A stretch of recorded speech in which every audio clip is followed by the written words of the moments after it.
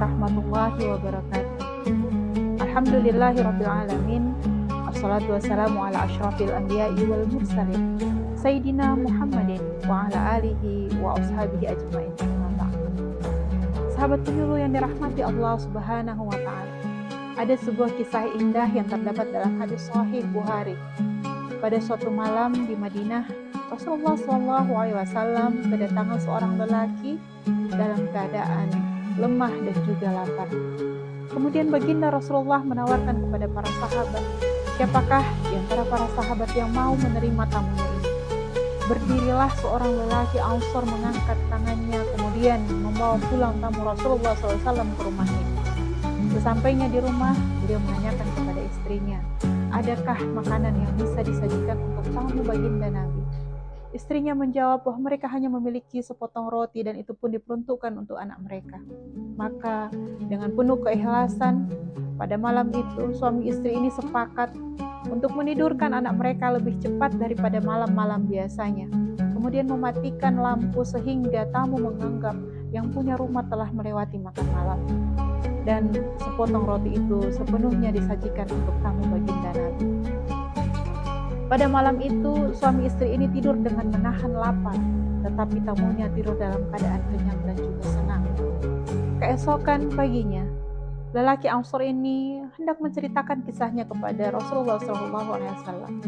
Namun ternyata baginda Nabi telah mengetahuinya dan berkata bahwa Allah Subhanahu wa taala tersenyum dan merasa takjub dengan perbuatan lelaki Ansor ini. Sehingga turunlah surah Al-Hasyr ayat ke-9 yang berbunyi, wa yu'siruna ala anfusihim walau kana bihim khasasah. Dan mereka lebih mengutamakan orang lain daripada diri mereka sendiri, padahal mereka berada dalam keadaan susah.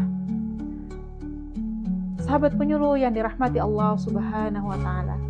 Kisah ini merupakan kisah ithar, artinya kisah pengorbanan, mengorbankan apa yang kita miliki walaupun kita sebenarnya membutuhkan. Ini sebenarnya merupakan ruh dari ibadah puasa yang kita lakukan. Seringkali kita berpuasa, bagi kita yang berkecukupan, kita tahu kapan waktunya untuk berbuka. Tapi bagi mereka, kaum du'afa, seringkali mereka berpuasa tanpa tahu kapan waktunya untuk berbuka karena tidak memiliki hidangan apa-apa untuk dipakai berbuka. Maka dalam sebuah hadis Rasulullah SAW bersabda, man fattara sha'iman kana lahu mislu ajrih ghaira annahu la yanqusu min ajrihi as-sha'imi syai'an. Barang siapa yang memberikan makanan berbuka untuk orang yang berpuasa, maka dia akan mendapatkan pahala yang sama dengan orang yang berpuasa itu tanpa mengurangi pahalanya sedikit pun. Masya Allah, dengan hanya memberikan sepiring nasi atau sebutir kurma, segelas air, maka Allah akan menambahkan bagi kita pahala dari puasa yang sempurna. Masya Allah. Maka mari kita renungkan kisah ini. Seorang lelaki Ansor yang berada dalam keterbatasan, masih mampu memuliakan tamu, masih mampu untuk berbagi dengan sesama. Dia berada dalam kepedulian dengan orang lain karena ketakwaannya kepada Allah Subhanahu wa taala. Man kana yu'minu billahi wal yawmil akhir falyukrim dhaifahu. Barang siapa yang beriman kepada Allah dan hari akhir, maka hendaklah dia memuliakan tamunya. Maka bagi kita yang berkecukupan, mari kita muliakan tamu-tamu Allah.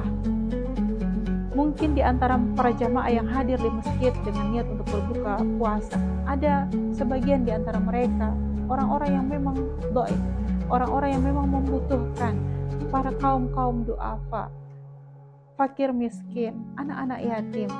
Maka mari kita sisihkan sebagian harta kita untuk bekal mereka, untuk santapan berbuka puasa mereka.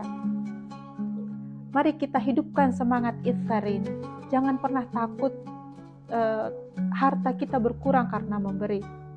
Jangan pernah takut kita akan menjadi miskin karena infak ataupun sedekah. Karena Allah telah menjaminkan dalam firman-Nya pada surah As-Saba ayat ke-39, "Wa ma anfaqtum min syai'in fahuwa yukhlifuh." Barang siapa yang menginfakkan hartanya, maka Allah sendiri yang akan menggantikannya. Sesungguhnya Allah adalah zat yang tidak pernah menyalahi janji. Innallaha la yukhliful mi'ad. Sahabat penyuluh yang dirahmati Allah Subhanahu wa taala, maka di bulan Ramadan ini mari kita jadikan sebagai momentum untuk peduli terhadap sesama. Bukan hanya puasa bukan hanya mengajarkan kepada kita bagaimana cara menahan lapar, menahan emosi, tetapi juga bagaimana cara kita menghormati sesama, berbagi dengan sesama. Mari kita bangkitkan semangat berbagi ini. Semoga Allah Subhanahu wa taala melipat gandakan segala upaya kita, segala ikhtiar kita untuk beribadah kepada Allah, dan memberikan kepada kita ganjaran yang maksimal dari ibadah ini. Demikian yang bisa kami sampaikan. Semoga kita bisa mengambil manfaat dan mengambil hikmah dari kisah ini. Wabillahi taufiq wal hidayah. Wassalamualaikum warahmatullahi wabarakatuh.